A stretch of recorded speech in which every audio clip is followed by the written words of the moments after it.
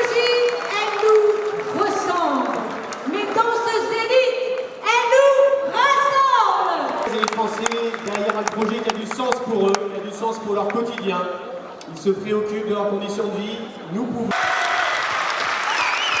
Et oui, l'écologie est partout, sur tous nos territoires.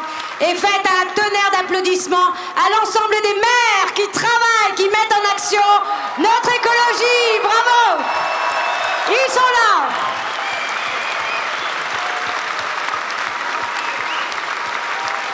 Grégory Doucet, Lyon. Le maire de Colombes, merci monsieur Covid d'être avec nous. La maire de Poitiers, merci Léonore. Tout au long du parcours, nous vous présenterons l'ensemble des élus qui sont là et qui nous accompagnent. Merci au président de la métropole lyonnaise, monsieur Bruno Bernard. Bravo d'être là. Se structurer, donc merci pour cette énergie François. Karima, on enchaîne. Et oui, depuis le 24 février dernier, malheureusement,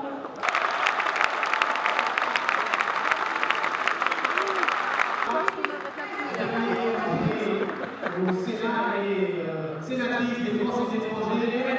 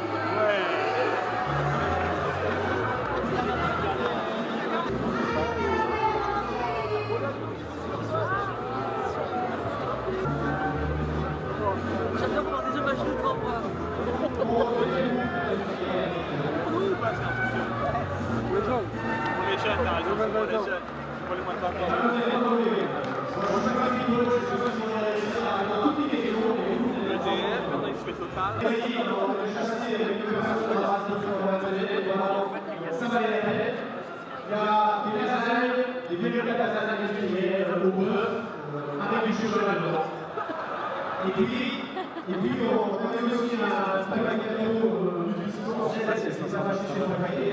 Maintenant, vous pourrez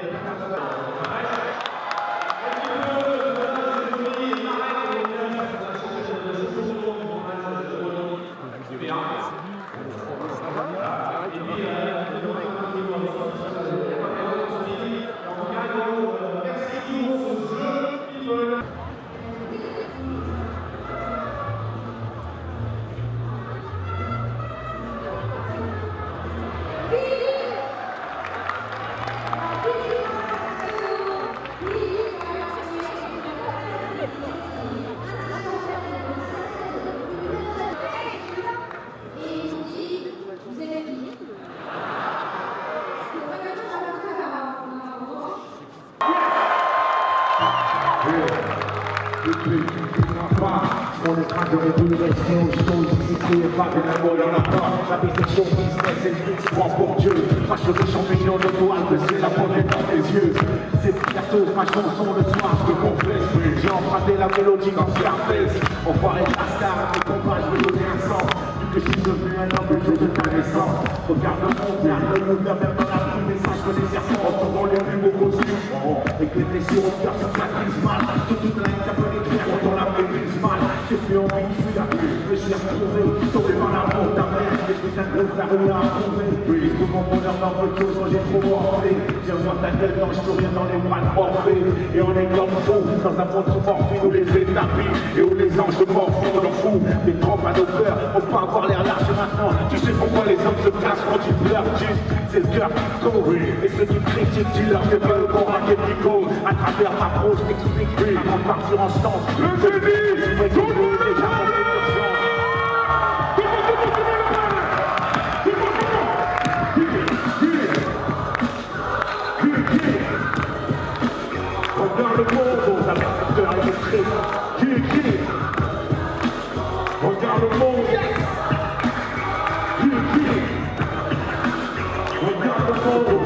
peur et le cri.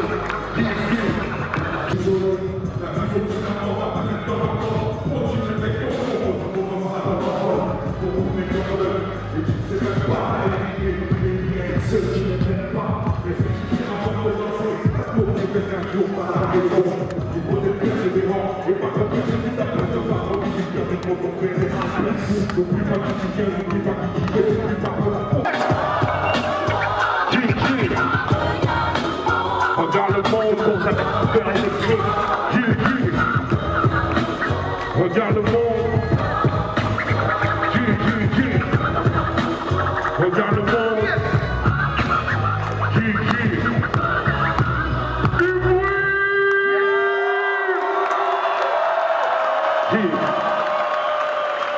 Bon, c'est à ce moment-là où on va sauter en l'air maintenant. On va aller dans une version un peu plus hip-hop du morceau d'avant. Là, là. Boxe avec les mots.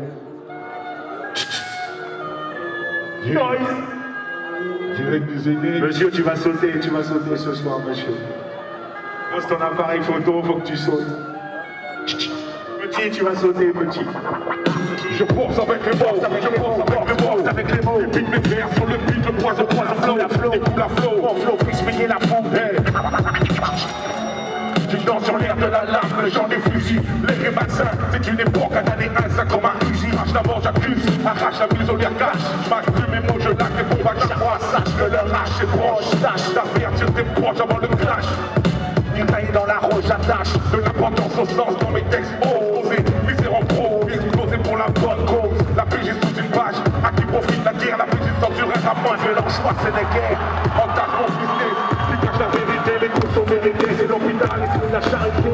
J'ai hérité de la violence, ça a pris sur mes compositions. Qui prétend faire du rap sans bonne position. Faire opposition sans connu, moi je connais en peu. Pas de la monnaie, on est pu recevoir au bonheur. Je pense avec les mots, je vis aussi chaud, j'ai sur le dos avant les barreaux. Les formules qui posent pour les questions, on s'en fout. J'écris pas en noir, déroule pas et puis c'est tout. J'ai dit le non-sens comme un virus. Superstar dans le ghetto, comme un roulette russe, métaux. Je serre les tartes du plutôt. Les jeunes frédo, rap trédo, frappe la résistance et prédo. Micro de MC à prédo. Les barreaux de prison, qui t'enferment d'expression orale. Pique la morale, le rap est suppression colline orale. Le présume de la gâchette ici ou le viscère. Mon album s'achète comme un douce bien viscère. Tiens pour la poigne, les mots, les frères, je soigne. Mais bon, du moins, sinon faire est pas fait pas attention que le port s'éloigne encore. Un autre prétexte, un texte violent, mais voilà. J'ai pas joué du violon, faire des rimes à la mort, voilà. Solo, mort, solo, rap, sous. C'est le doute, les poils, le micro, déjà les intros venaient boucler. Écoute, Arsenic, c'est pas une black queen. Que kiffe le single, laisse ta tête au black queen. Je pense avec ces mots, je pense avec les mots. Et puis mes frères sur le beat, le père de pas le flow. Et puis la flow, mon flow, puisse swinguer la foule. Si le rap pas en couille, force avec les mots. Je pense avec les mots, force avec les mots. Et puis les frères sur le beat, le père de pas le flow. La flow, mon flow, puisse swinguer la foule. Et si le rap pas en couille, la foi pour des autres, parfois les blagues, donc on les blesse tous et tous dans la pause, laisse les pauses, laisse une trace dans ce laisse qui enquête, on passe des gants en masse, dans avec le beurre, la sensibilité, sur les efforts, comme une pour qui j'appelle, les NOSKI, qui n'en est pas fait, sur ma démo, le plus des frères, sur le plus de points, sur le plan, et tout la flow, on flow, qui se la flow, et si le rap passe, une bruit pour Jeannot.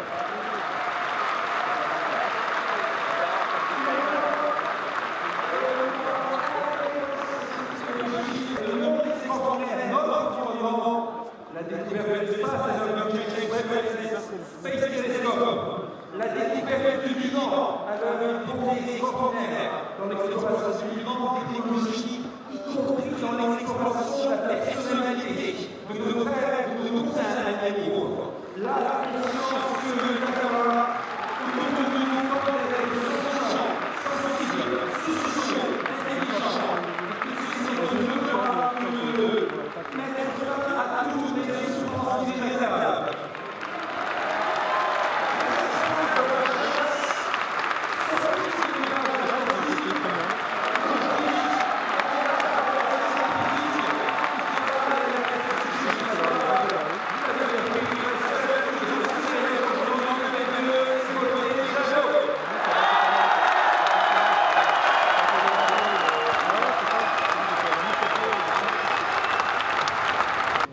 Et qui pousse avec des actions en justice pour faire condamner l'État pour une action négative. Parce que ce que nous voulons, c'est la justice sociale, c'est l'use de l'État ensemble pour porter l'écologie à la présidence, pour porter l'intérêt général à l'Élysée, faire face à l'EDG Jadot, ce projet doit être pour lui tout un jour.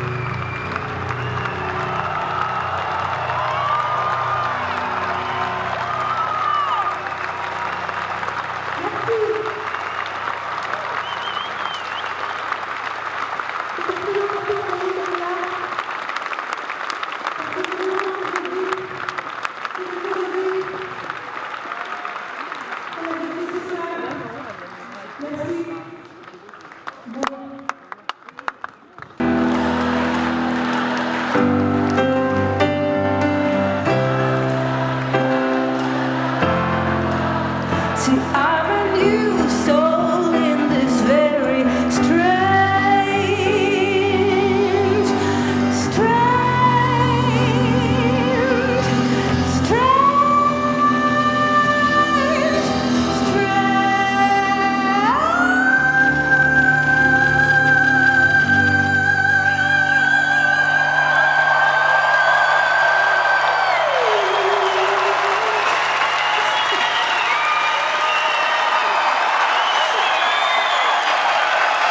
very, very strange, but we're gonna change it together.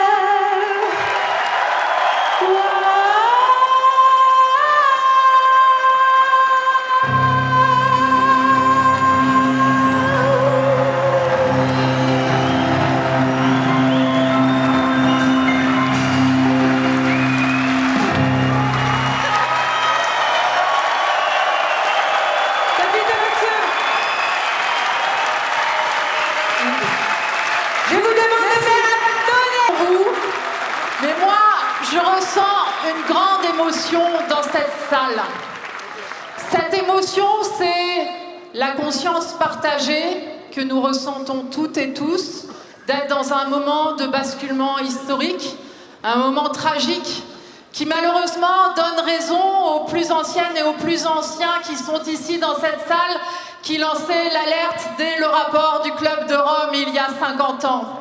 C'est aussi l'énergie vitale que nous partageons dans cette salle, d'avoir envie de vivre dans un monde en paix avec la nature, en paix avec le vivant, qui respecte le climat, un monde de respect de la dignité humaine, une société écologiste, antiraciste, féministe. Et je vous le dis, cette énergie, elle est puissante et elle est largement partagée. Et nous savons exactement ce que nous affrontons. Nous affrontons le déni climatique, les 1% à 3% de temps d'antenne au journal télévisé pour les rapports du GIEC. Nous affrontons les intérêts puissants des lobbies qui tirent les ficelles dans les coulisses du pouvoir qui est en train de démanteler l'État et de donner les commandes à McKinsey qui ne paye même pas d'impôts en France. Nous affrontons le productivisme des autres candidats et leur tir de barrage pour que dans cette campagne, surtout, on ne parle pas du climat, on ne parle pas d'écologie, alors que tous les faits, quotidiennement, la guerre, le choc sur les prix de l'énergie donnent raison aux écologistes. Alors il y a un seul bulletin de vote pour le climat, pour la nature, pour les animaux, un seul bulletin de vote pour le pouvoir de vivre. Il reste 15 jours. On me dit dans l'oreillette que nous sommes dans le plus grand meeting de l'histoire de l'écologie politique en France. On met le paquet et on vote Yannick Jadot. Tonnerre d'applaudissements, Delphine Bateau.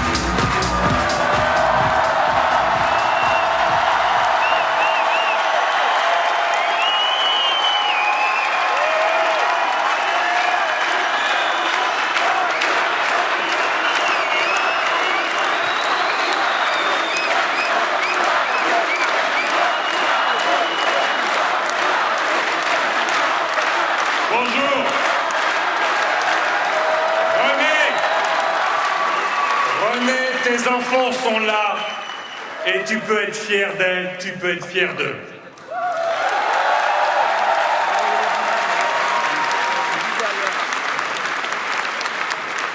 Mes chers amis, mes chers compatriotes, le moment du choix, de votre choix, est désormais tout proche, à portée de vote. Dans 15 jours, dimanche 10 avril, il vous reviendra de choisir pour votre présent, pour votre avenir, pour notre avenir. Rarement, dans l'histoire de notre pays, un tel choix aura été aussi décisif. Car nous savons, nous connaissons les rapports scientifiques qui, depuis 50 ans, ont tout prévu. Le réchauffement climatique et l'effondrement de la biodiversité, comme les conséquences pour la paix et la justice sociale. La catastrophe se rapproche. Nous en connaissons déjà l'avant-goût. Des maisons emportées par les crues, des feux de forêt gigantesques, des étés sans pluie, des hivers trop doux, des habitations que l'on abandonne sur les littoraux parce que les eaux s'élèvent, les récoltes abîmées ou perdues. C'est la survie de l'humanité qui se joue aujourd'hui. Et nous le savons, le statu quo, c'est le chaos. Dès lors,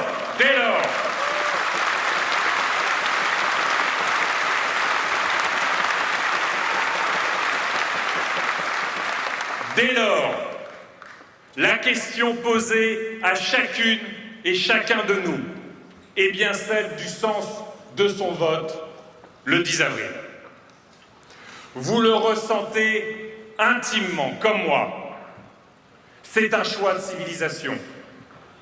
Car nous sommes dans un moment crucial où s'affrontent les forces de vie et les pulsions de mort.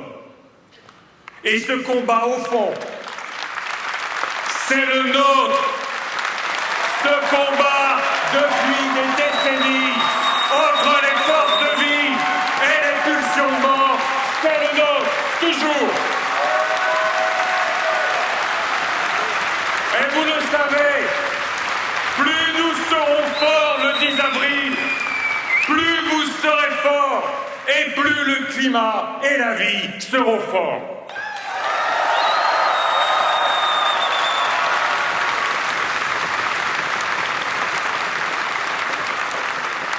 C'est avec un sentiment de gravité que je me présente devant vous. Je suis venu pour vous parler de la France, du climat, de la paix et de la guerre. Je suis venu pour vous parler de justice, de pouvoir de vivre et de démocratie. Je suis venu vous parler de ce chemin de résistance, de réparation, d'espérance que je vous propose avec les écologistes.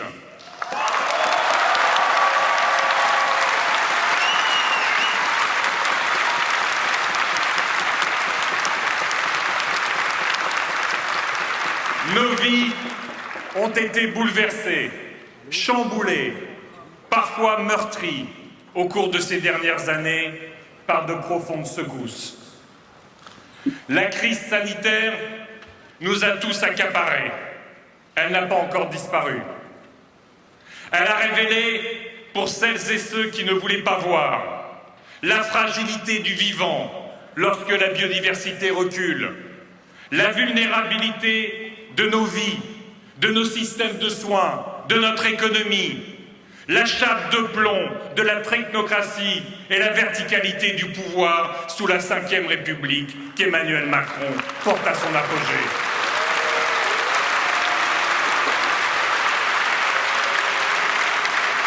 Je veux à nouveau rendre hommage avec vous aux professionnels de la santé qui ont fait vivre la solidarité en veillant sur nos malades, sur nos anciens, sur les personnes précaires. Levez-vous, debout le peuple de l'écologie, pour celles et ceux qui ont tenu la société, pour celles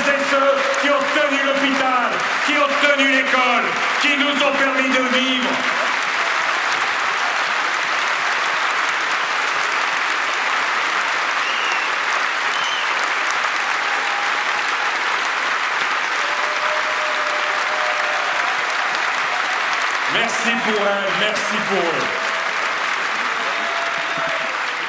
À ces moments difficiles s'ajoute désormais la guerre qui s'est déclarée à nos portes, en Ukraine, en Europe, fruit de l'agression d'une démocratie sœur par Vladimir Poutine.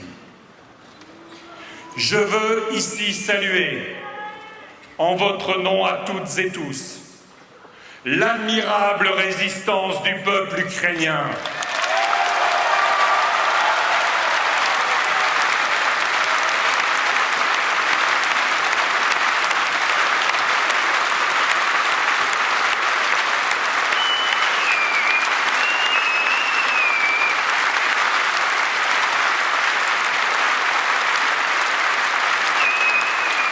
Je veux ici, en votre nom, saluer le courage du président Zelensky face aux crimes de guerre, commis chaque jour contre les populations civiles, contre des femmes, des hommes et des enfants. Salut fraternel à celles et ceux qui poursuivent le combat, à ces familles que Poutine contraint à rejoindre dans la terreur, les abris pour échapper aux bombes, à celles et ceux qui ont dû prendre la route de l'exode.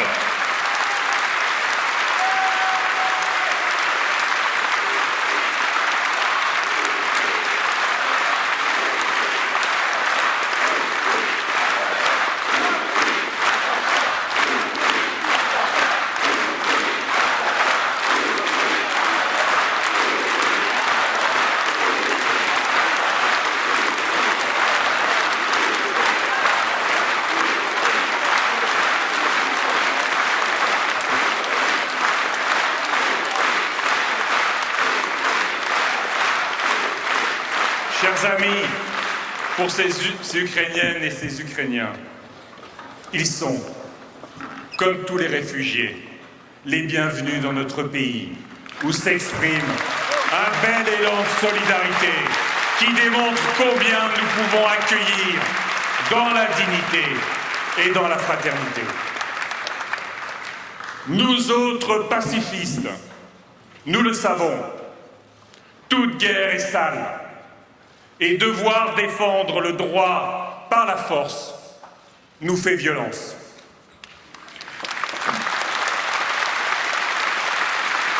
Mais les pacifistes que nous sommes avons aussi de la mémoire. Nous avons le souvenir de la guerre d'Espagne.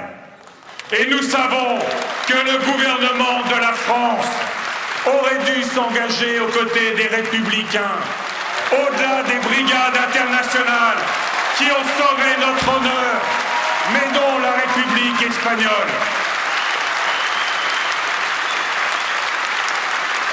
Nous avons vu raser Grozny, nous avons vu bombarder et tomber Alep. Nous savons les compromissions qui ont armé la main des bourreaux. Nous avons le souvenir du silence des tribuns, d'habitude si bavards en leçons de géopolitique, qui se réjouissaient que Poutine rétablisse l'ordre en Syrie. Les tribuns dont les contorsions actuelles dissimulent tellement mal leur abandon des Ukrainiens. L'histoire nous apprend que la lâcheté des uns fait l'impunité des autres. Et la complaisance a trop souvent été le visage de la politique française et européenne à l'égard de Poutine. Et pourtant, 2 décennies de pouvoir de Poutine se résument en une seule obsession.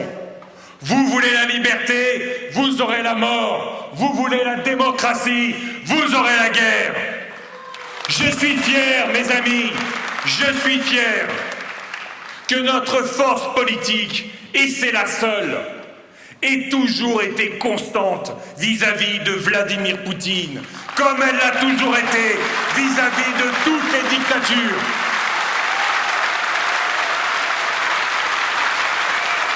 « 1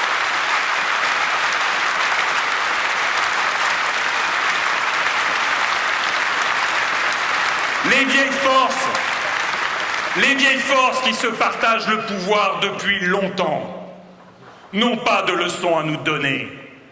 C'est leur politique complaisante qui a construit la machine de guerre de Poutine, qui lui a laissé penser qu'il pouvait multiplier les conquêtes et les coups de force pendant qu'il lui donnait du cher Vladimir. Plus que jamais, la paix et le climat, c'est le même combat.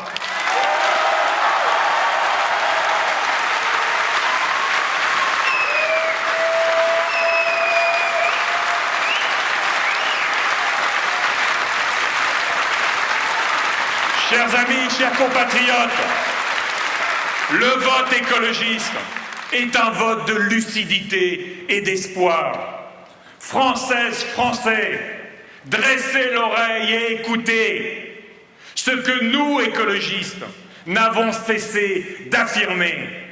La bataille du climat est vitale et indissociable de la bataille pour la paix et pour la sécurité.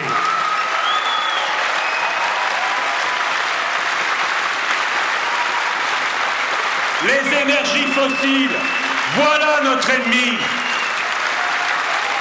Et nous sommes les seuls depuis longtemps à avoir combattu notre addiction aux énergies fossiles que tant d'autres ont organisée.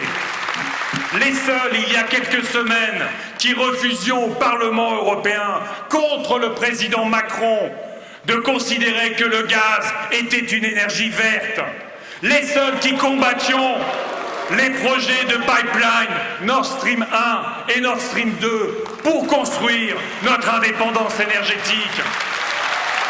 Les seuls qui, depuis si longtemps, portons un plan massif d'isolation des logements pour que les Français ne se retrouvent pas percutés par l'explosion des factures de chauffage et la précarité énergétique.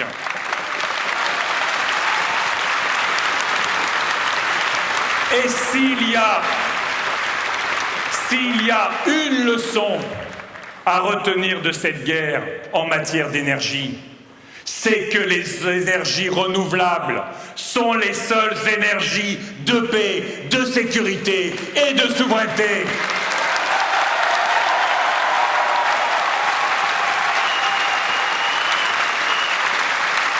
Oui, nous les écologistes, nous préférons dépendre de l'eau, de la chaleur du sol, de la biomasse, du soleil, du vent, des forces de la mer, plutôt que de dépendre de Poutine et des monarchies pétrolières du Golfe.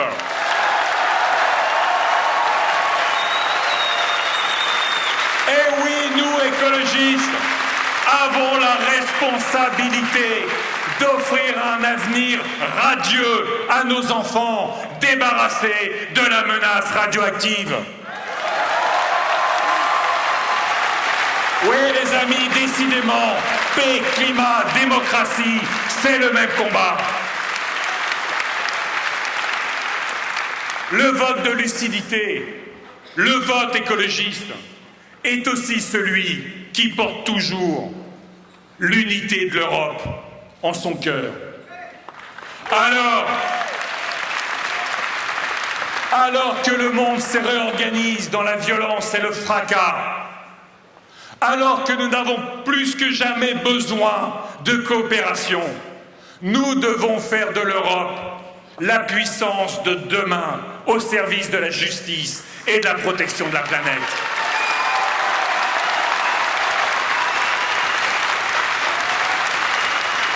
L'Europe a commencé à répondre présent face à l'agression russe contre l'Ukraine.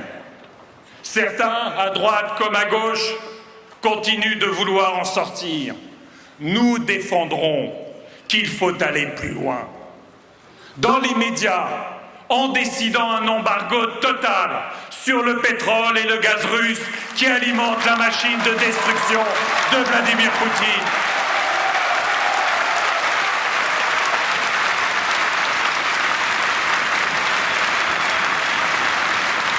Face à la pandémie, nous avons su faire face en Europe, ensemble. C'est la même responsabilité qui aujourd'hui doit nous habiter pour que cessent les atrocités en Ukraine.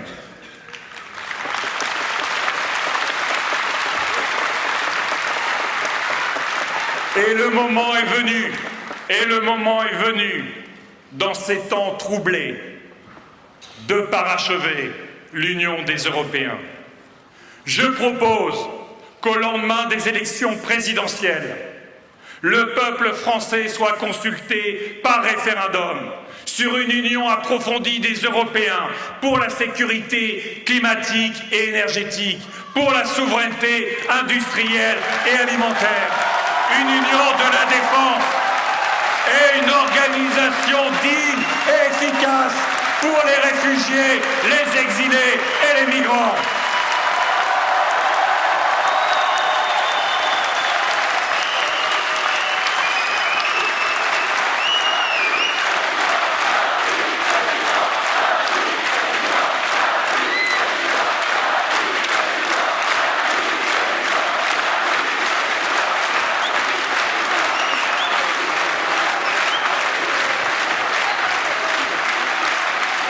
Le moment est venu aussi de proclamer l'union franco-allemande à l'avant-garde d'une unité européenne plus approfondie. Plus que jamais, la France et l'Allemagne doivent unir leurs destinées dans une union démocratique, écologique, industrielle, sociale et de défense. Et nous proposerons une fédération européenne aux pays européens qui n'ont pas encore rejoint l'Union et que l'expansionnisme de Vladimir Poutine agresse autour de 3 mobilisations. Un plan de sécurité climatique et énergétique, un plan de souveraineté alimentaire partagé et un plan d'indépendance numérique face aux attaques.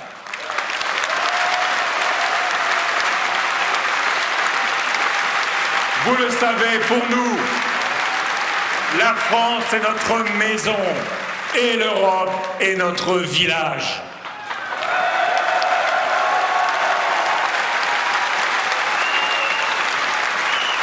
On n'a pas construit l'Europe, les amis, pour faire circuler des marchandises, des services et des transactions financières. On n'a pas construit l'Europe pour l'entourer de barbelés et laisser se noyer des personnes en Méditerranée et en Manche.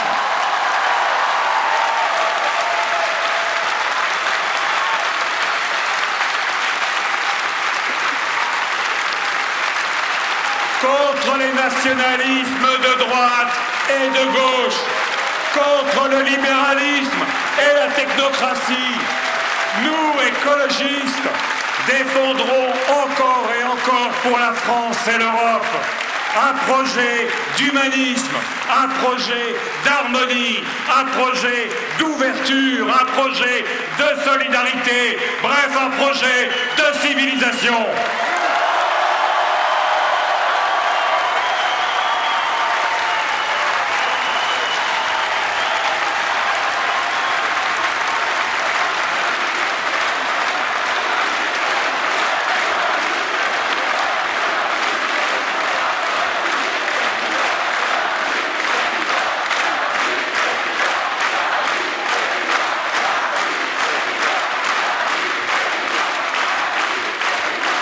Chers amis, chères concitoyennes, chers concitoyens, c'est un écologiste, un amoureux et un père, un Picard, un Français, un républicain et un Européen, un citoyen du monde qui vous parle aujourd'hui, à 2 semaines de cette échéance. Je n'ai pas la conviction depuis toujours d'avoir un destin particulier. Je ne me sens pas l'âme d'un sauveur suprême, ni d'un César. Je ne suis pas né candidat à l'élection présidentielle. Je le suis devenu après un long parcours de militant écologiste, associatif d'abord dans le mouvement altermondialiste et à Greenpeace, politique ensuite au Parlement européen.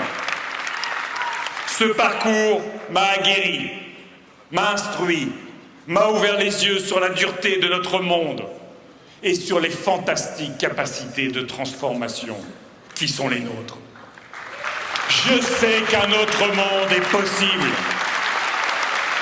Noël, souviens-toi, au Forum social mondial, François, José et tous les autres, oui, un autre monde est possible.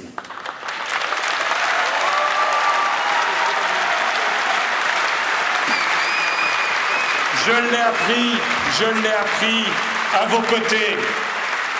Vous,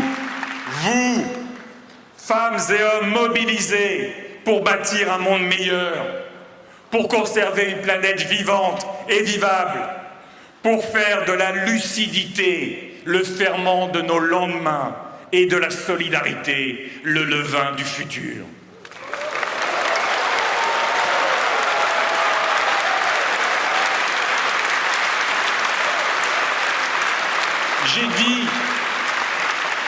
J'ai dit que je suis un père.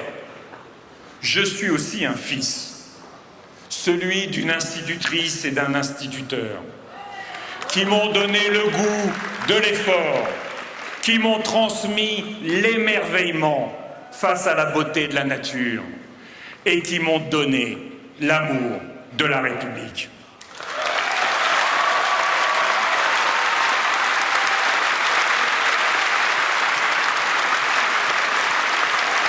Et c'est certainement parce que je n'oublie pas d'où je viens que je sais aujourd'hui où je vais. À l'heure où l'individualisme triomphe, je veux affirmer ma foi dans l'action collective. Je veux me mettre à votre service, au service du peuple, au service du combat pour la paix, pour le climat, pour la justice sociale. Plus nous serons forts le 10 avril, plus vous serez forts, plus le climat et la justice seront forts.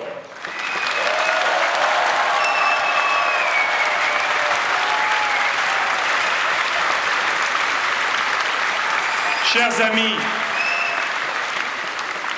tout a concouru depuis des mois à retarder et à obscurcir votre choix du 10 avril. Compte tenu du temps perdu, et combien de temps perdu avec cette partie de cache-cache d'Emmanuel Macron, refusant le débat démocratique pour tenter de masquer l'inanité de son bilan et la brutalité de son projet. Finalement, le seul débat qu'aura eu Emmanuel Macron dans cette campagne, c'est celui que je lui ai imposé au Parlement européen, à Strasbourg.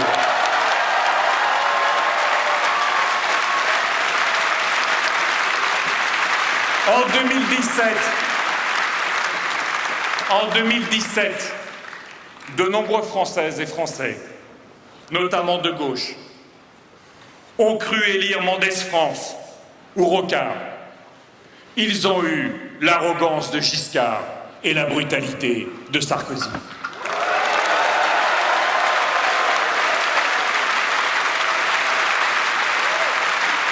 Combien de temps perdu aussi avec ce déchaînement xénophobe et identitaire pour désigner les étrangers, les musulmans, à la vindicte populaire.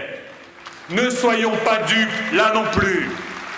Marine Le Pen et Éric Zemmour sont les deux visages d'une même extrême droite.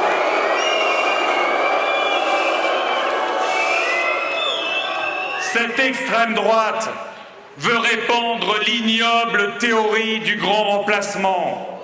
Nous savons que notre défi, c'est le grand réchauffement.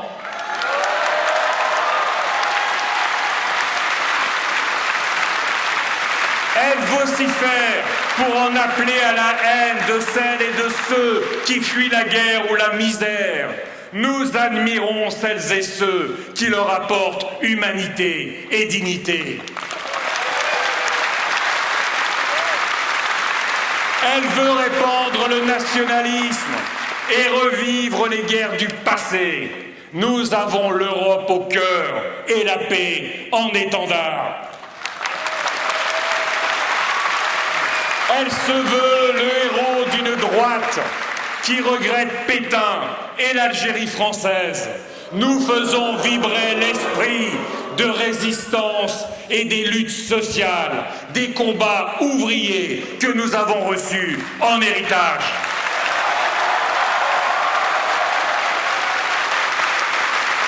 Elle croit susciter en nous la nostalgie d'un passé déformé. Nous avons soif d'avenir, d'un futur optimiste. Elle est le chaos, la haine et la peine. Nous sommes la joie, l'égalité, la liberté et la fraternité. Je sais que vous ne vous laisserez pas abuser.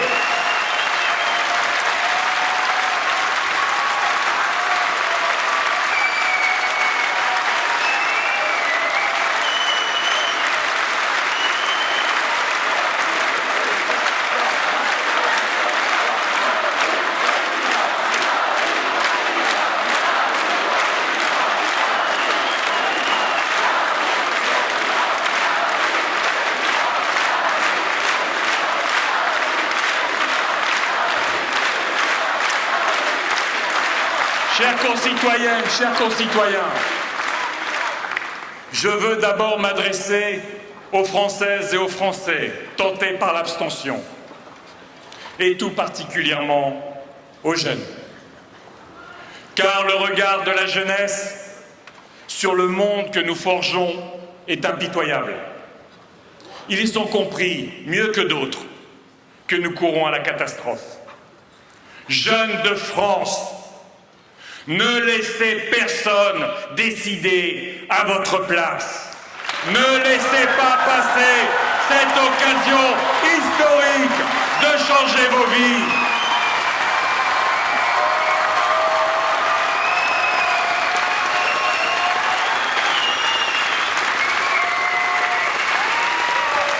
Quand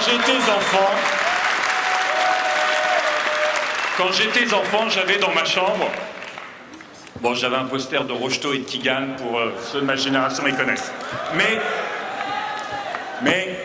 j'avais aussi un poster de Greenpeace, Sauvons les baleines. Les jeunes d'aujourd'hui, ils ont dans la tête des ours polaires, à la dérive, sur des bouts de banquise. Ils ont dans la tête le 5e continent de plastique, 2 fois plus grand que la France, et qui tourbillonne au milieu du Pacifique. Ils ont la guerre sur leurs écrans, les pics de pollution d'air dans leurs poumons, l'angoisse de vivre dans un monde invivable.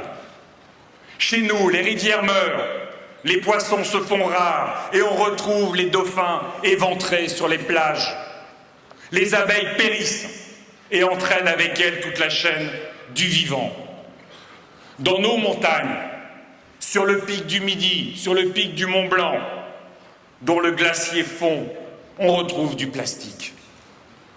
Jeunes de France, faites irruption dans ce scrutin.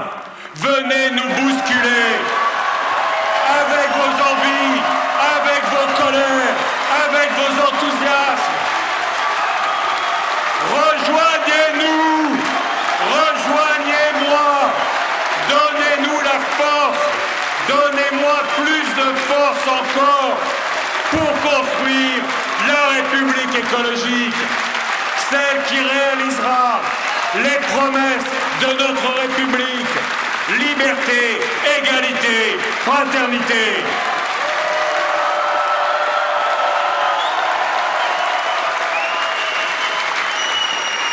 Vous vous engagez pour le climat, contre les racismes et les discriminations, contre les violences faites aux femmes, contre la souffrance animale.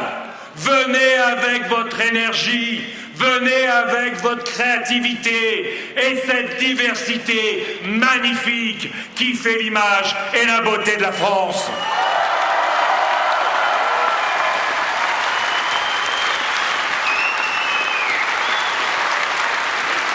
ensemble, nous éradiquerons la grande pauvreté, celle qui vous oblige à faire la queue pour un repas gratuit. Nous créerons un revenu citoyen, accessible dès 18 ans, qui ne laissera personne sous le seuil de pauvreté. Et ça vous donnera aussi l'autonomie de choisir votre vie. Parce qu'un pays qui maltraite sa jeunesse est condamné à décliner et à disparaître. Pour 50 € par mois, vous bénéficierez du ticket Liberté Climat qui vous permettra de voyager partout en France en illimité, en transport en commun. Nous légaliserons le cannabis pour lutter efficacement contre les addictions et contre les trafics. Nous imposerons le récépissé pour mettre fin au contrôle aux faciès.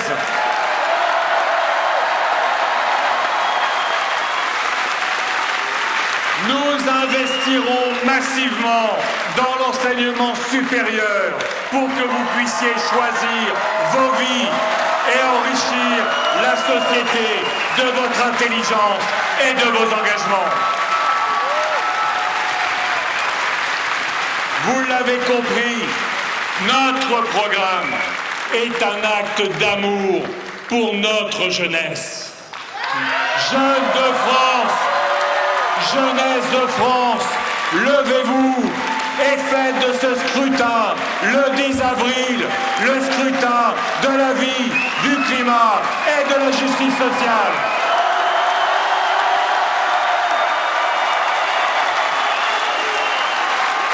Jeunes de France, plus nous serons forts le 10 avril, plus vous serez forts et plus le climat et la vie seront forts.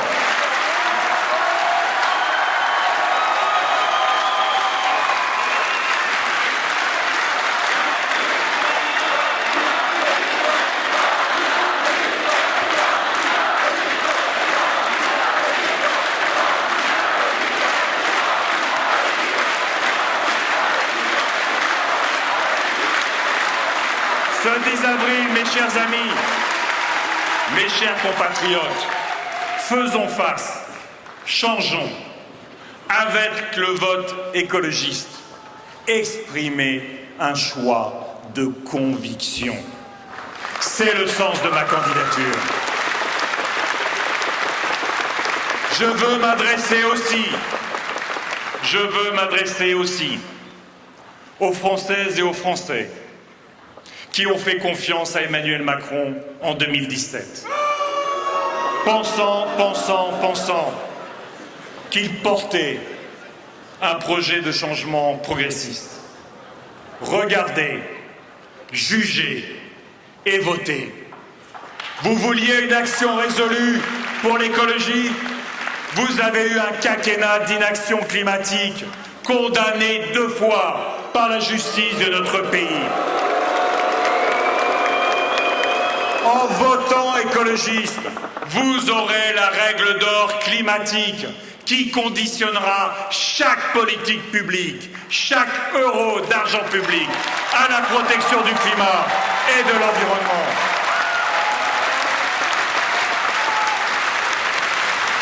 Vous vouliez une France apaisée.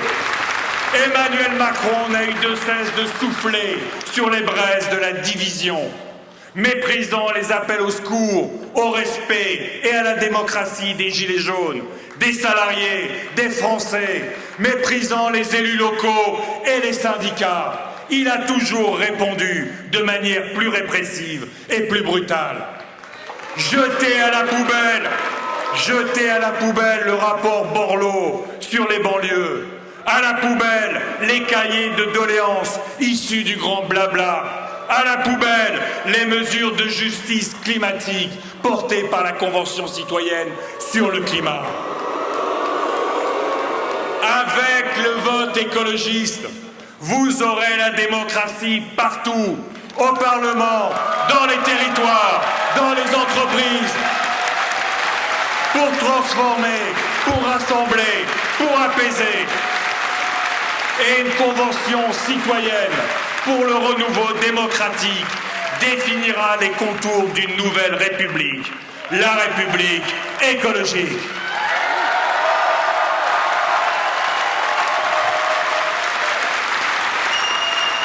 Vous vouliez une réforme des retraites juste. Vous avez eu un simulacre de négociation pour imposer une réforme comptable et injuste.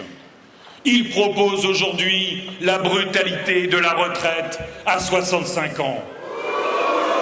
Que rien d'autre qu'un aveuglement idéologique ne justifie. Une réforme pour faire payer par l'épuisement et la mort prématurée des plus fragiles l'enrichissement des très riches.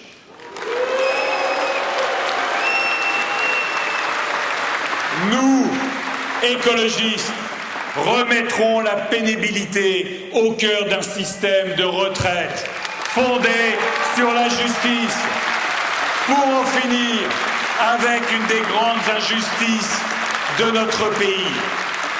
Un ouvrier a 10 ans de moins d'espérance de vie en bonne santé qu'un cadre. Vous vouliez plus de justice sociale. Vous avez eu l'explosion des inégalités, la fin de l'ISF, la baisse de la fiscalité sur le capital, la baisse des APL et des allocations chômage. Vous avez eu l'enrichissement indécent des plus riches au détriment des autres. Et il propose aujourd'hui la baisse généralisée des droits de succession et le flicage des bénéficiaires du RSA. En votant écologiste, vous aurez la création d'un ISF climatique et l'imposition sur les grandes successions. Vous aurez un SMIC à 1 500 € net, une négociation obligatoire sur les bas salaires, le dégel du point d'indice des fonctionnaires. Vous vouliez voir la France renouer avec sa tradition d'accueil après qu'Emmanuel Macron ait salué l'action d'Angela Merkel. Vous avez eu les tentes des migrants détruites à Calais et à Paris. La hausse des frais de scolarité pour les étudiants étrangers, des patrons contraints à la grève de la faim pour empêcher l'expulsion de leurs apprentis. En votant écologiste, vous aurez un accueil digne et organisé, la fin des campements indignes, l'asile respecté, une organisation de la migration pour le travail et une grande politique de solidarité et d'intégration.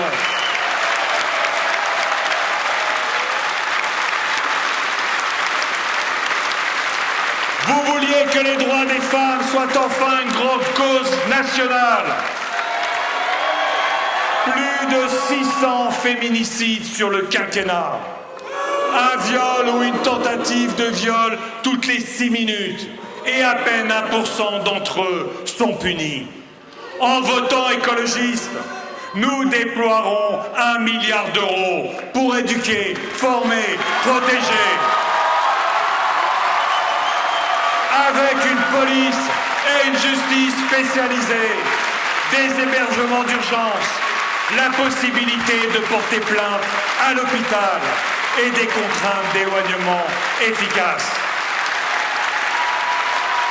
Vous vouliez une démocratie française libérée. En votant écologiste, vous libérerez notre République de l'ingérence des lobbies avec lesquels et pour lesquels Emmanuel Macron a gouverné pendant 5 ans. Dehors le lobby des pesticides qui détruit la biodiversité et contamine nos organismes. Voter écologiste, c'est interdire immédiatement le glyphosate et les néonicotinoïdes.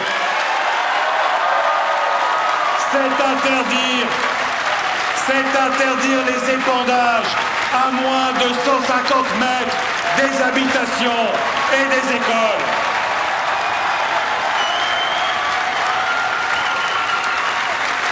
C'est reconnaître et indemniser toutes les victimes, j'ai bien dit toutes les victimes, de l'empoisonnement au chlordécone dans les Antilles.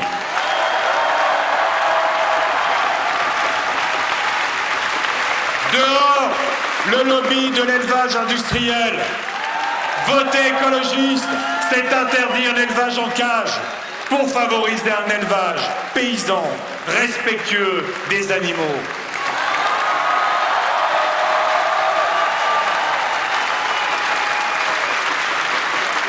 Le projet d'Emmanuel Macron est connu, il est revendiqué. C'est numérique, robotique et génétique. On parle bien d'un programme agricole. C'est remplacer les paysans par des robots. Et c'est relancer les OGM. Nous n'avons pas envie de nouveau d'aller arracher des OGM dans les champs. Nous ne voulons pas renforcer notre dépendance aux engrais azotés russes et au soja brésilien qui ravagent l'Amazonie. Voter écologiste, c'est mettre les 13 milliards d'euros d'argent public annuel vers un projet d'agroécologie et de souveraineté alimentaire. C'est payer dignement les paysannes et les paysans. C'est installer 100 000 jeunes en agriculture. Et c'est fournir une alimentation saine et savoureuse.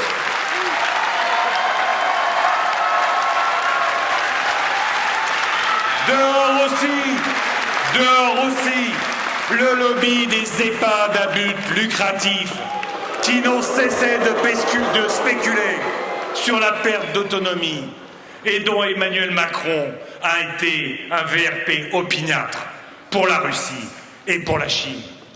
Voter écologiste, c'est interdire tout nouvel EHPAD à but lucratif. C'est imposer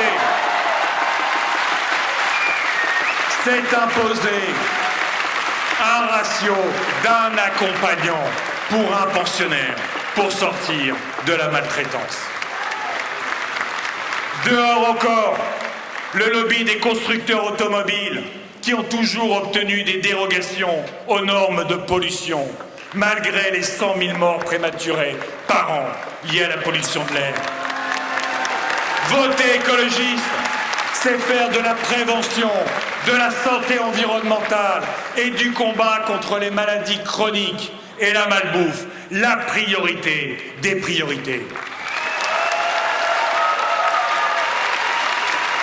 Dehors le lobby des compagnies minières qui veulent faire de la Guyane une mine à ciel ouvert.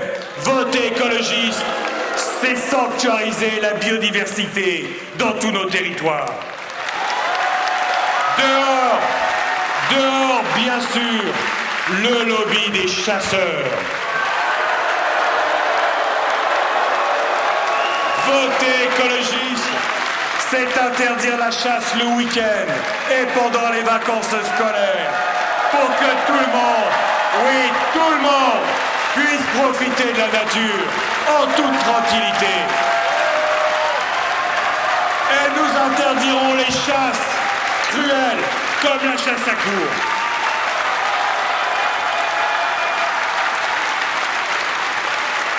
Dehors le lobby des industriels qui combattent l'interdiction des molécules les plus dangereuses et qui refusent les normes de sécurité, malgré AZF, malgré Lubrizol. Voter écologiste, c'est instaurer la responsabilité des entreprises et reconnaître le crime d'écocide.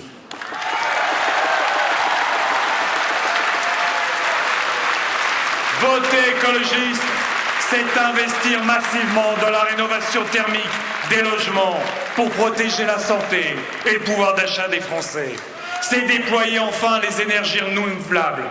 Nous n'acceptons pas que la France soit le seul pays européen, le seul, à ne pas respecter ses objectifs en matière d'énergie renouvelable. vous l'avez compris, l'un des actes fondateurs de la République écologique sera de voter, dès notre arrivée au pouvoir, une grande loi de séparation des lobbies et de l'État.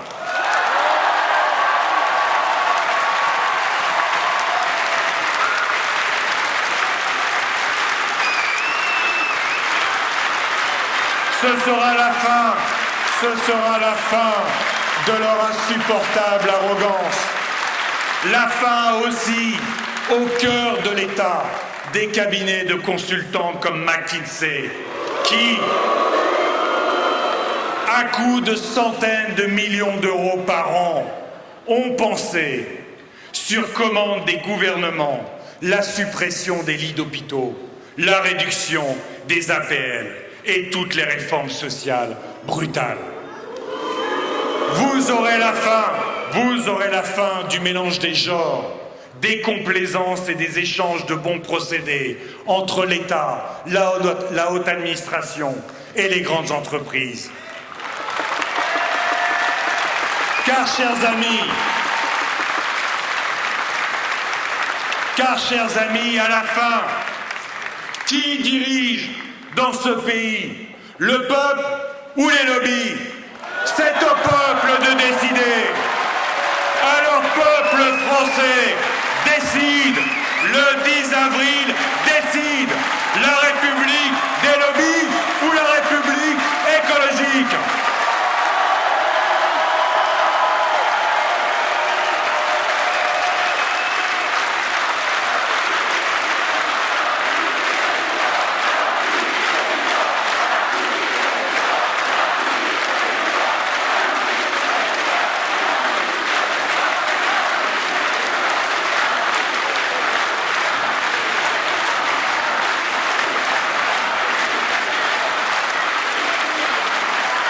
Un dernier mot sur les lobbies. Total doit quitter la Russie. Total doit quitter la Russie maintenant. Total doit cesser de financer les crimes de guerre de Poutine maintenant. Parce que la vie des Ukrainiennes et des Ukrainiens vaut plus que leur profit.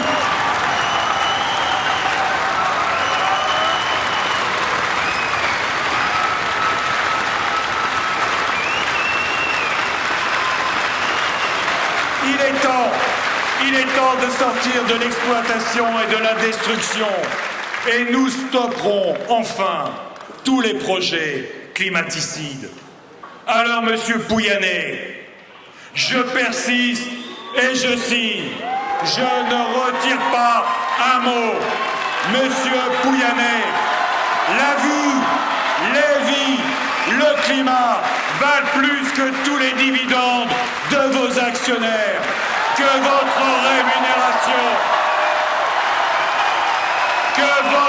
rémunération indécente qui a augmenté de 50% en 2021 pour atteindre 6 millions d'euros. Alors, pour que tout le monde soit clair, au cas où ils pensaient m'effrayer avec leurs vaines menaces. J'ai été espionné par les barbouzes d'EDF. Ils n'ont fait que renforcer ma détermination. Les écologistes ne reculent jamais.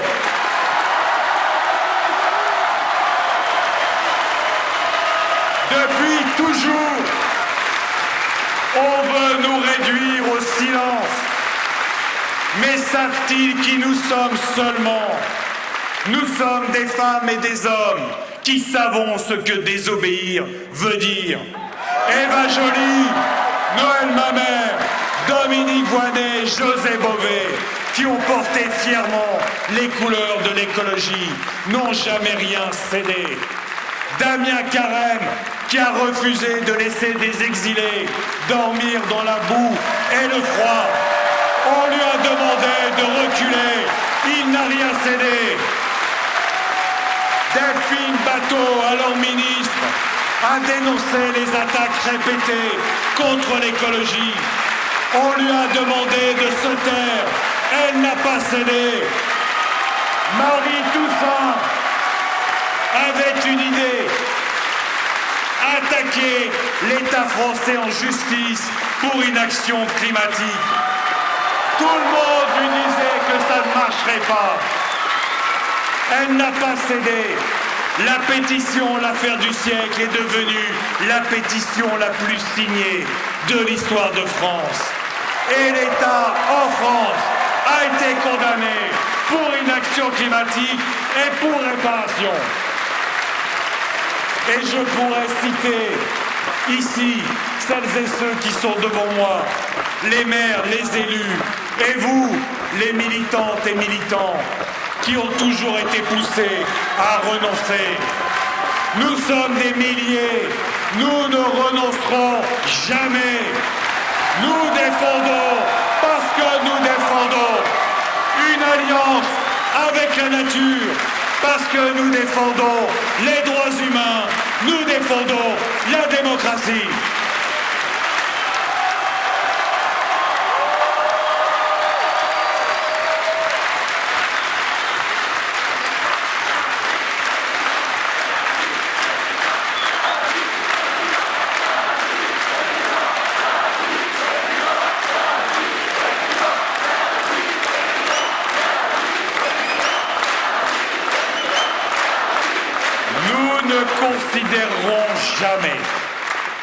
Nous ne considérerons jamais que ce qui est mauvais pour les droits humains ou pour la planète pourrait être bon pour la France.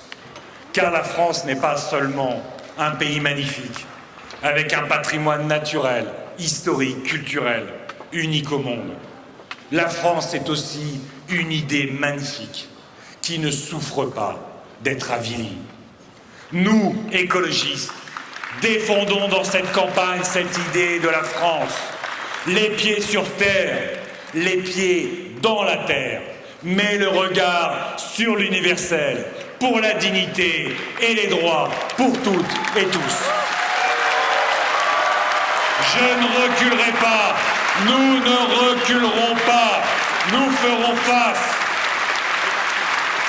En votant écologiste, mes amis, mes chers compatriotes, vous mettrez un terme à ce quinquennat de complaisance, de connivence, d'endogamie et d'intérêts mêlés. Vous remplacerez la République des lobbies par la République écologique. Le mouvement, l'espérance, l'innovation, l'audace sont écologistes. C'est ça, le vote écologiste. Et plus nous serons forts le 10 avril, plus vous serez forts et plus nous serons forts pour une République exemplaire.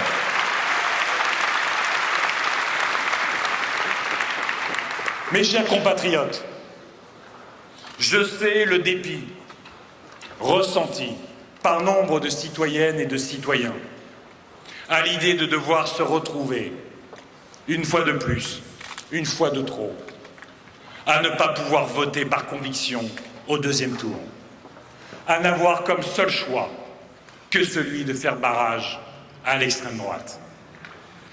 Et j'entends qu'à cela, on agite le mirage d'un vote utile ou efficace. Mais mes amis, le vote utile, le vote efficace au premier tour d'une élection, c'est le vote de conviction. On ne vote pas par défaut. On ne vote pas en oubliant le passé. On ne vote pas en oubliant les ambiguïtés face aux complotistes de la crise sanitaire, en oubliant les soutiens à l'intervention russe en Syrie et les contentions ambiguës sur l'Ukraine et aujourd'hui sur l'Union européenne. On ne vote pas pour ceux qui refusent d'appeler un dictateur un dictateur. On ne vote pas pour affaisser et effacer notre horizon européen et nos convictions internationalistes. Est-ce qu'ainsi que l'on respecterait la mémoire de Jean Jaurès, de Léon Blum, de Pierre Mendès France ou l'action de Lionel Jospin? Je vous le dis, renversez la table, votez par conviction.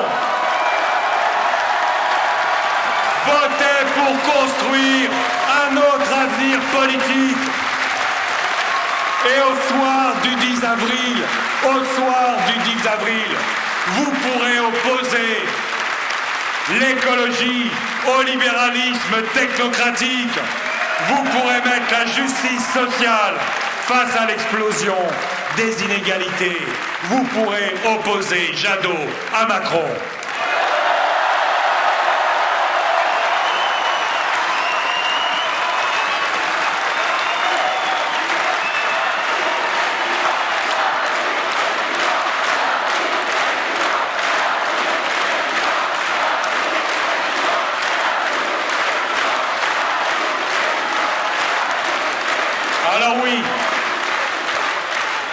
Alors oui, les colères sont là.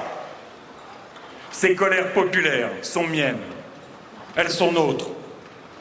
Je sais trop la disparition des services publics dans les terres comme ma Picardie natale. Le sentiment d'être laissé pour compte qui s'empare de certains territoires et des citoyens qui y vivent. Le désarroi des salariés et le ressentiment de nos quartiers abandonnés par la République, où fleurissent les discriminations, dans l'emploi, le logement, les contrôles d'identité ou l'accès aux boîtes de nuit. Je ne suis pas au-dessus de ces colères du peuple. Elle nourrit notre projet et ma candidature. Alors en ces temps de colère, j'entends dire que je ne crierai pas assez fort pour me faire entendre dans cette campagne. C'est que je veux m'adresser à l'intelligence des femmes et des hommes de ce pays, pas à leur instinct. C'est qu'ajouter des cris aux cris a rarement permis de se faire entendre mieux.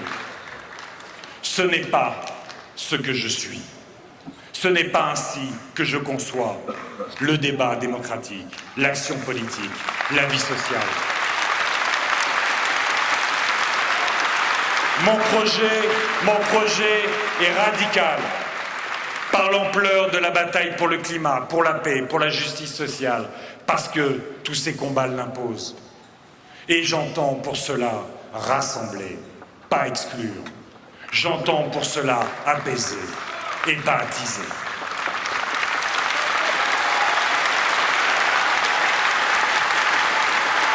Vous le savez, beaucoup de ces colères aujourd'hui sont liées au pouvoir d'achat. Le vote écologiste est l'allié le plus fiable du pouvoir d'achat et de l'emploi. Dans la République écologique, il n'y aura pas d'argent public pour autre chose que le soutien à la transformation écologique, au progrès social et à l'égalité entre les femmes et les hommes.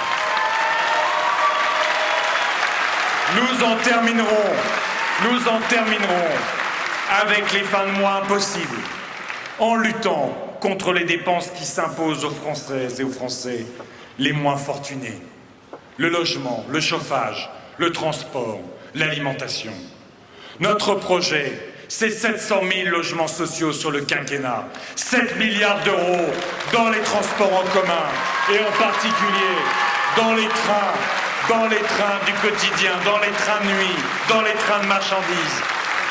C'est la baisse de la TVA pour l'alimentation bio et les biens et services de réparation, de réutilisation et de recyclage. Ces économies procureront aux Français un 13e mois écologique, un 13e mois de pouvoir de vivre. Respecter les classes populaires, faire siennes leurs aspirations, ce n'est pas leur vendre des chimères, ce n'est pas les condamner à la malbouffe, à une espérance de vie plus faible, ce n'est pas entériner l'illusion que l'urgence climatique est une affaire de bourgeois, que l'on peut régler avec des centrales nucléaires qu'Emmanuel Macron nous promet pour dans 20 ans. Donnez-nous les clés de l'Élysée et nous créerons les conditions de la création d'emplois durables.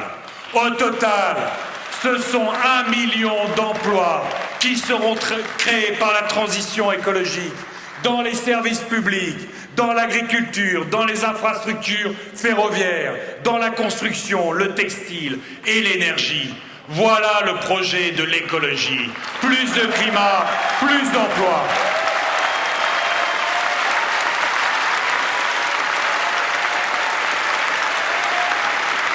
La République écologique est par nature sociale. Elle ouvre le chemin d'abord à celles et ceux que la République a oubliés, dans les quartiers, dans les campagnes, dans les usines, dans les services. L'écologie, c'est la prospérité pour toutes et tous. Nous ne laisserons personne au bord de la route.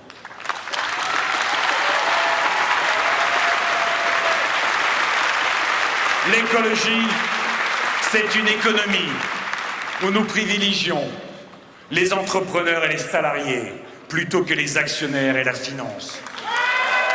L'innovation, la responsabilité et l'investissement plutôt que la rente, l'immobilisme et la prédation. Plus nous serons forts le 10 avril, plus vous serez forts pour la justice sociale et pour l'économie.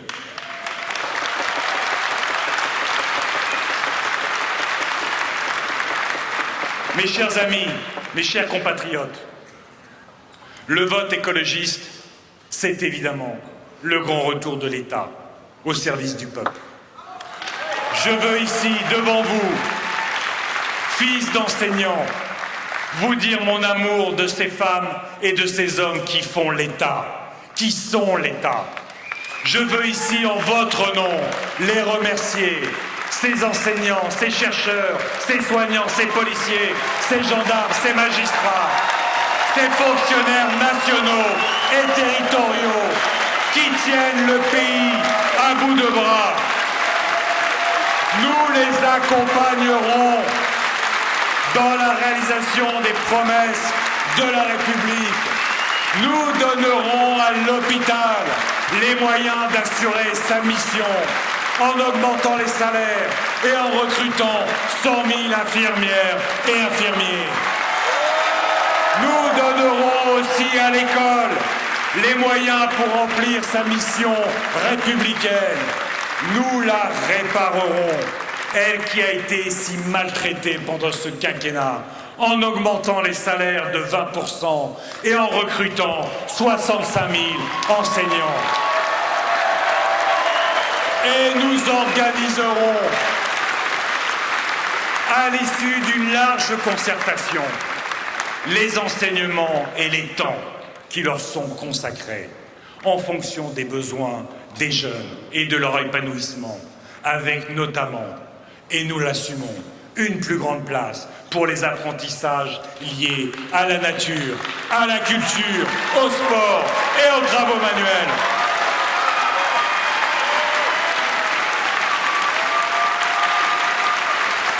L'écologie redonnera aussi aux Français l'envie et la possibilité de réaliser enfin pleinement la promesse républicaine. Notre écologie est la fille cadette de la République. C'est à ce titre qu'elle a vocation à reprendre le flambeau de la longue histoire des combats pour réaliser enfin la promesse républicaine. Liberté, égalité, fraternité. C'est à ce titre que l'écologie prend et prendra toute sa part à l'écriture d'un nouveau chapitre de l'histoire nationale, car elle a vocation à redonner aux Françaises et aux Français la fierté, le sens de l'audace et de la fraternité dans l'espace national, en Europe et dans le monde, pour unir, pas pour diviser.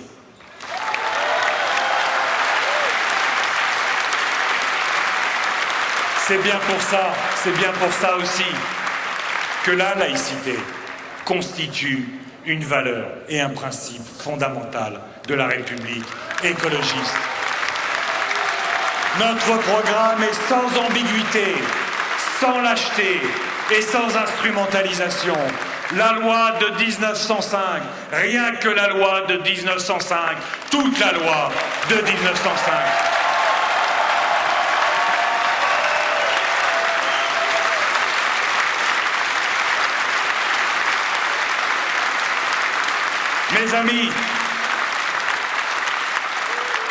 Mes amis, le vote écologiste est aussi un vote de construction. L'espace politique français est un champ de ruines. L'extrême droite y prospère, contamine une droite désormais représentée par Emmanuel Macron. Quant à la vieille gauche française, elle n'apporte plus l'espérance qu'elle a longtemps portée. Nous savons ce que nous devons à la gauche. La République elle-même, et notamment la laïcité, les combats pour la justice sociale et la critique du capitalisme si spontanément prédateur. Mais cette ancienne gauche se meurt de trop de renoncements, du conformisme qui a fini par étouffer sa soif initiale de changement. Cette soif qui est au contraire toujours et encore la nôtre. Il revient à la République écologique. Il nous revient de reprendre le flambeau des combats de la gauche française pour répondre aux défis de l'heure, avec toutes celles et tous ceux venus de la gauche et d'ailleurs, humanistes, progressistes, qui le souhaiteront.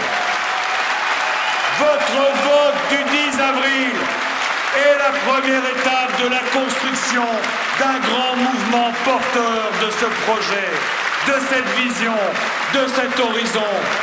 La République écologique, porteur des combats pour le climat, la paix, la démocratie et la justice sociale. Plus nous serons forts le 10 avril, plus vous serez forts et plus ce mouvement de construction de l'avenir sera fort.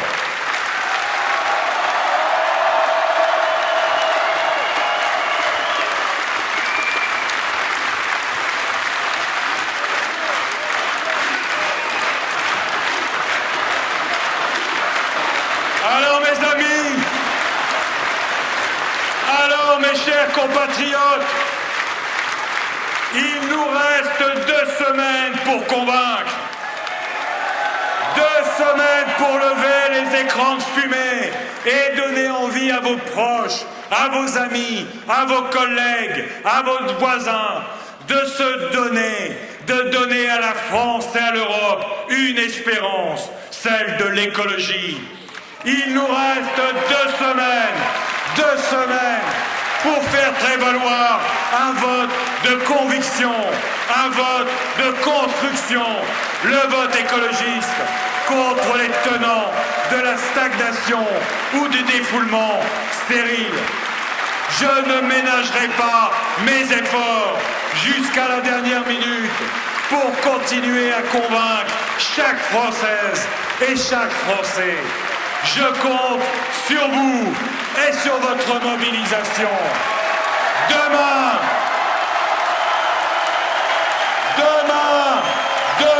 nous appartient. Et c'est demain, pas dans 5 ans, qu'il nous faut reprendre nos vies en main. Alors, chers amis, déjouez les pronostics, démodez les étiquettes obsolètes, faites taire les chiens de garde du vieux monde. Pour maintenant, pour demain, pour la France, pour l'Europe, pour un monde plus juste, pour bien vivre, pour l'écologie, pour la paix, pour la solidarité, pour réparer, pour protéger, pour préparer, pour transformer nos espoirs en victoire, pour faire face et pour agir dès le 10 avril. Votez et faites voter écologistes. Vive l'écologie, vive la République et vive la France.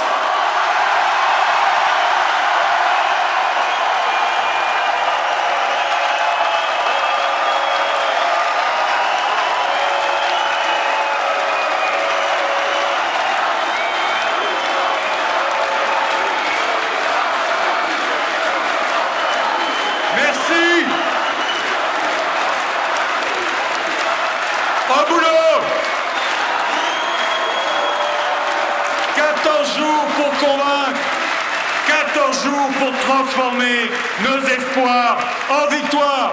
Merci.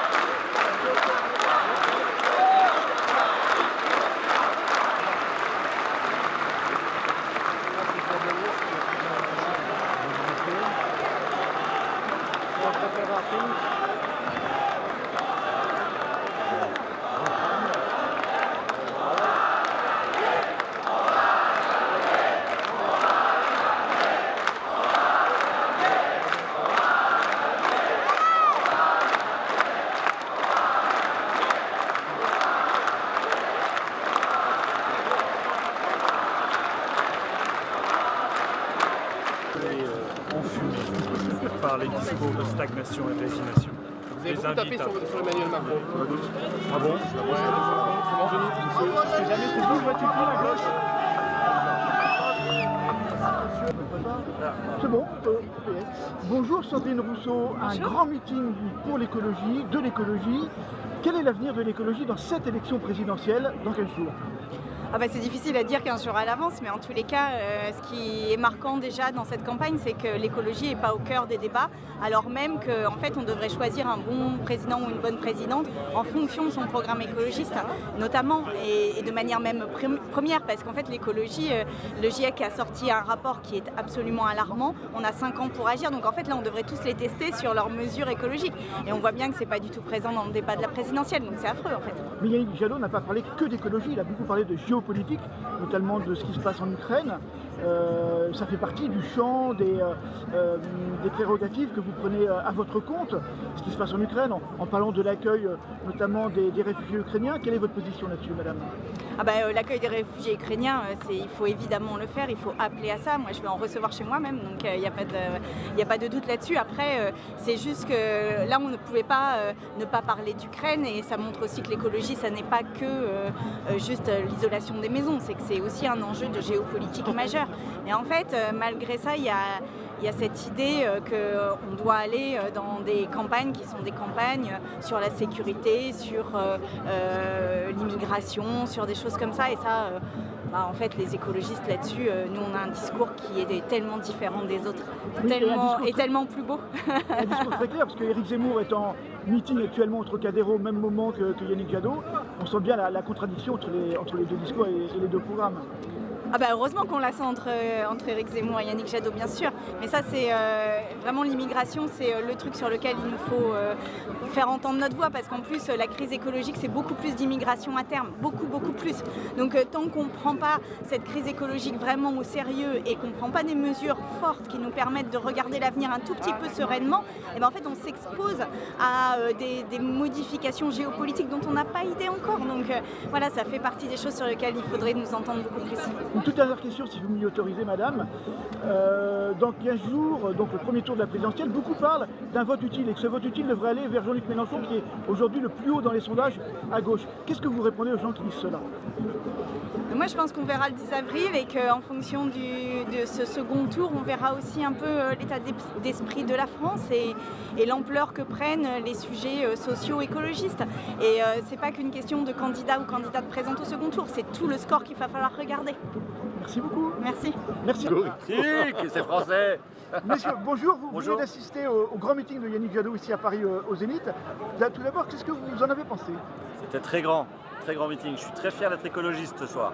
Il vous a convaincu dans ses propositions? J'étais déjà convaincu avant. Bon, il a parlé beaucoup d'Ukraine, de géopolitique. Cette partie du discours vous convient? Très bien, oui. Parfaitement. C'est avec l'Europe qu'on y arrivera. Et nous devrions même nous mobiliser plus activement pour l'Ukraine. Et vous trouvez qu'on ne se mobilise pas assez aujourd'hui? Ça avance, disons, mais bon, moi je suis démobilisé, donc j'ai facile de parler. Mais je pense que les jeunes. Moi je suis mobilisable. Comment? En accueillant des gens, en aidant. Même en allant plus loin, en réorganisant au niveau du commun, en réorganisant la mobilisation des troupes si besoin. Ah, ce point-là, d'accord. Vous êtes vraiment en décalage avec notamment ce que dit Jean-Luc Mélenchon de la France Insoumise, qui lui. On ne sait pas ce que disent les jeunes de ce Alors justement, dans 15 jours, le premier tour de la présidentielle, beaucoup parlent d'un vote utile, que ce vote utile devrait aller à Mélenchon parce qu'il est en tête des sondages. Qu'est-ce que vous répondez à ça? Non, le vote utile c'est Jadot, parce que s'il est au deuxième tour, Yannick Jadot, il remporte l'élection présidentielle. Écoutez, alors que si M. Mélenchon est au deuxième tour, il ne remporte pas l'élection présidentielle. Et puis, plus grave que ça, les sondages fonctionnent toujours pour ceux qui les payent. Et actuellement, qui est-ce qui paye les sondages? Oui. Les proches à Macron. Donc vous pensez qu'on peut avoir des surprises dans les ceux qui ont les moyens de les payer. Nous, on n'a pas besoin de faire de sondage, on sait ce qu'on veut. Parfait. Merci, messieurs. Merci à vous. Merci beaucoup. Merci.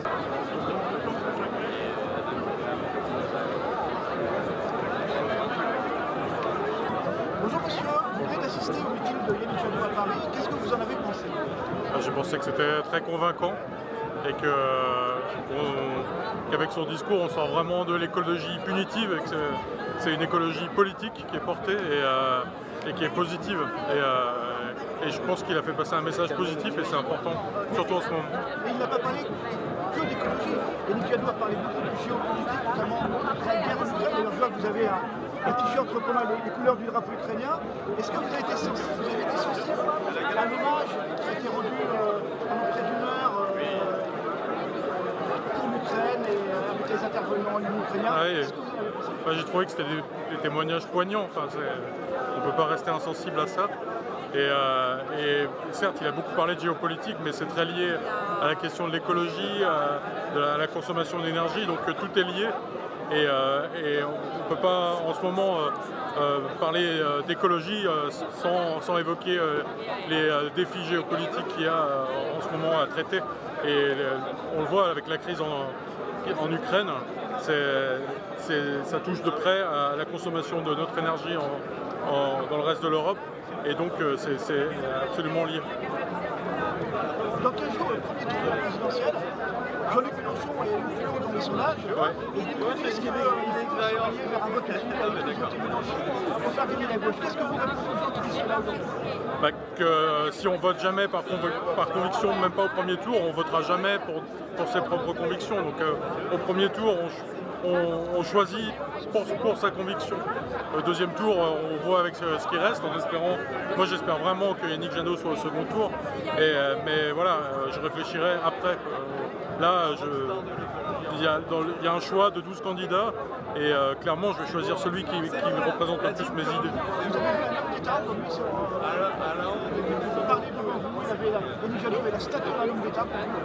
Moi, j'ai eu l'impression effectivement qu'il avait pris de la hauteur et qu'il prend ses responsabilités. Il ne s'échappe pas sur des questions qui sont pourtant compliquées, justement de géopolitique. Et pour moi, c'est ça un homme d'État, c'est quelqu'un qui prend ses responsabilités. Merci.